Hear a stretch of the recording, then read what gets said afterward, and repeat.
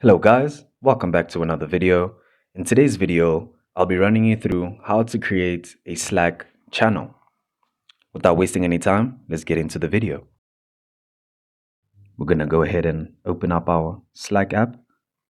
Then we're going to click on Add Channel, click on the plus icon.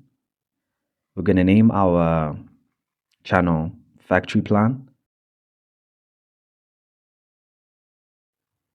and then click Next. I want everyone in the company to have access to the channel, so I make it public and click Create.